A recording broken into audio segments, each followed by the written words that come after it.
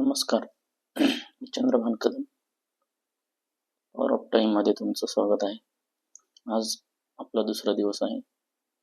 तर आपण बघत होतो मूलभूत वेळेचे 3 प्रश्न. एक आहे आपल्याला वेळेची कमतरता का भासते. दुसरा प्रश्न होता की खरंच आपल्याकडे किती वेळ आहे. आणि तिसरा जो होता तो आपला वेळ किती मौल्यवान आहे. ठीक आहे. तर पहिला आपण काल बघितलं. पहिला जो प्रश्न आहे तो बघितला आपण काल. आता आज जो दुसरा प्रश्न आहे की खरंच आपल्याकडे किती वेळ आहे, हा आपण आज बघणार आहोत.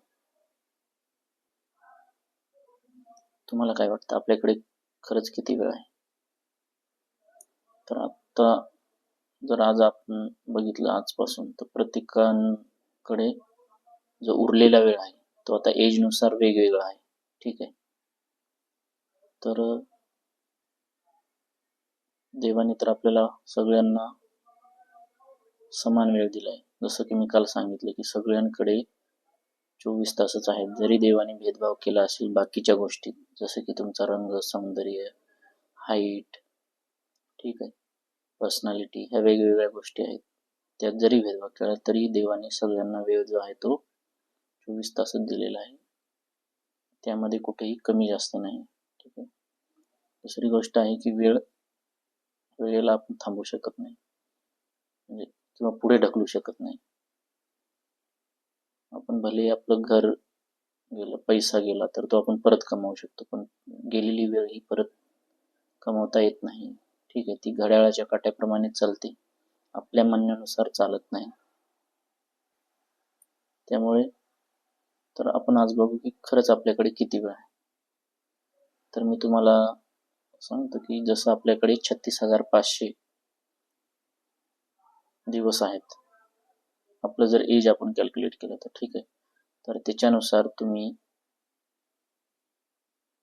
एज, तुमचं जे सध्याचं एज आहे, तर 36,500 डिवाइड करायचे. तर आपण बघत होतो की आपलं सध्या वय किती, आपल्याकडे वेळ आहे. ठीक आहे. तर टोटल जे आहेत 36,500 दिवस आहेत. तर याच्यामध्ये तुम्हाला मायनस करायचे आहेत 365 इंटू तुमचं जे एज आहे आता. सपोज तुमचं एज असेल 10 वर्ष, त्याला इंटू 365 दिवस करायचे. जी अमाऊंट येईल ती 36,500 मधून मायनस करायची. तर राहिलेली जे दिवस आहेत ही तुमची वेळ जी आहे, राहिलेली वेळ आहे. ठीक आहे. आता आपल्या हातामध्ये ज्या गोष्टी आहेत, तर आपल्याकडे 24 तास आहेत. तर त्यामध्ये बराचसा वेळ जो आहे तो आपला झोपण्यामध्ये आणि जेवणात जातो. जसं की 8 तास झोपण्याचे आणि 2 तास जेवण आणि बाकीच्या गोष्टी. तर म्हणजे खरं पाहिलं तर आपल्याकडे जे वेळेचे नियोजन आहे ते 58% जो वेळ आहे तो त्याचंच नियोजन आहे. 42% हा आपला झोपणे आणि बाकी इतर गोष्टी 2 तास असं जातं. तर आपण एक सरासरी पकडू की 60% जे आहे ते आपल्या हातात आहे आणि 40% जो आहे तो आपल्याकडे नाही. तर आपल्याला नियोजन करायचं फक्त राहिलेल्या 60%.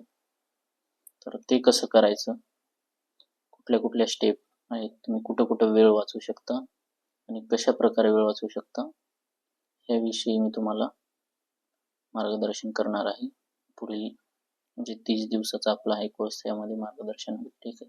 तर आज आपल्याला तर लक्षात आलं तुम्हाला की तुमच्याकडे किती वेळ आहे. तुम्हाला मी सांगितल्याप्रमाणे की तुमचं जे एज आहे त्याला इंटू तुमचं वय आणि 36,500 त्याला त्याच्यातून मायनस करायचे. तर ही तुमच्याकडे राहिलेली वेळ आहे. ठीक आहे. तर पुढे आपण उद्या बघू की आपला वेळ किती मौल्यवान आहे, हे आपण उद्याच्या सेशनमध्ये बघू. चला, आजसाठी एवढंच. धन्यवाद.